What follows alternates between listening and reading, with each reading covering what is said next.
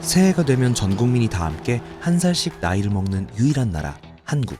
나이 계산법이 만 나이로 통일된 지 2년이 지났지만 몇 살이냐는 질문에 왠지 모르게 머뭇거리게 되는데요. 급기야 본인의 나이를 어떻게 말해야 할지 몰라 태어난 연도를 말하는 사람들도 늘어나고 있다고 합니다. 전 세계가 사용하는 만 나이, 왜 유독 우리나라에서는 정착되지 않는 걸까요? 세는 나이, 일명 한국식 나이는 매년 이맘때면 논란이 되는 소재입니다.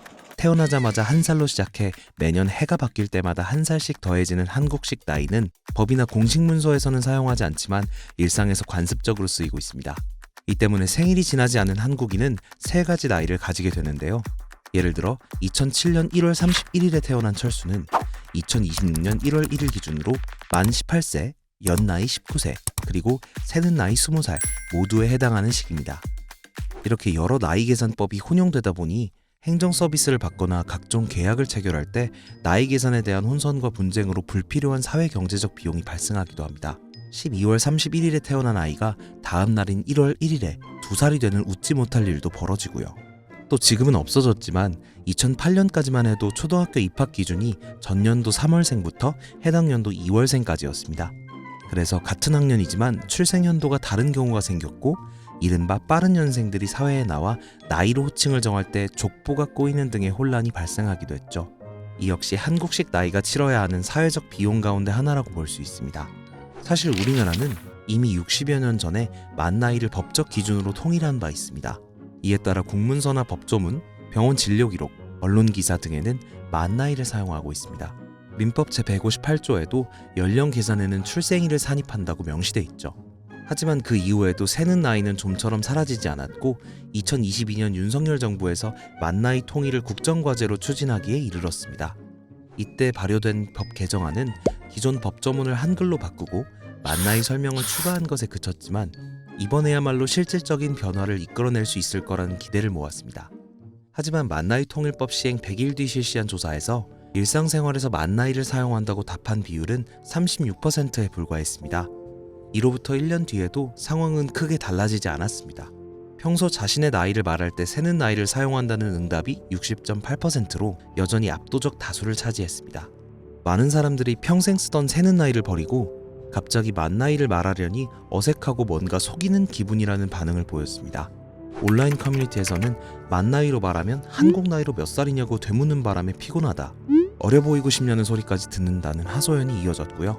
또 몇십 년을 그렇게 살아왔는데 한 번에 바꾸려니 적응이 안 된다, 오히려 몇 살인지 헷갈려서 태어난 연도로 나이를 말하게 된다는 댓글도 줄을 이었습니다.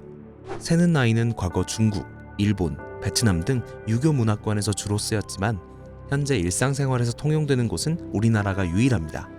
영미권에서는 이런 독특한 나이 셈법을 코리안 에이지라는 고유 명사로 부를 정도죠. 그럼 왜 한국에서만 이런 현상이 나타나는 걸까요? 전문가들은 한국 사회의 독특한 문화적 특성에서 답을 찾습니다. 우리는 처음 만난 사람과도 나이를 확인하고 이에 따라 관계와 호칭, 높임법이 달라지는데 만 나이를 쓰면 생일이 제각각이라 이런 관계 설정이 복잡해진다는 겁니다. 그 한국어가 굉장히 특징적이어서 2인칭 대명사를 공손한 장면에는 사용하지 못하는 언어, 그러니까 너를 너라고 하기 어려운 언어 중에 하나입니다.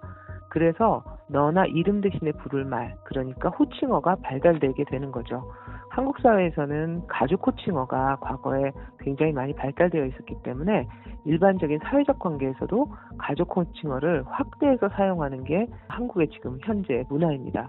상대와 나와의 나이 격차가 새는 나이에서는 늘 일정하게 유지되지만 만 나이의 경우에는 각자 나이 먹는 시스템이기 때문에 나이의 차이가 일정하게 유지될 수가 없습니다.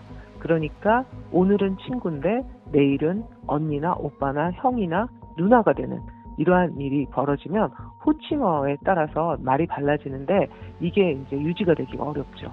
따라서 전 세계에서 유일하게 그 새는 나이를 가지고 있는 나라가 한국이 될 만큼 만 나이가 확산되지 못하게 된 거죠.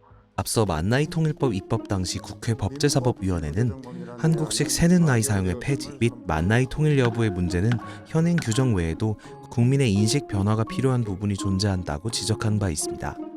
결국 제도와 오래된 관습 사이의 간극을 어떻게 메우느냐가 숙제로 남은 셈인데요.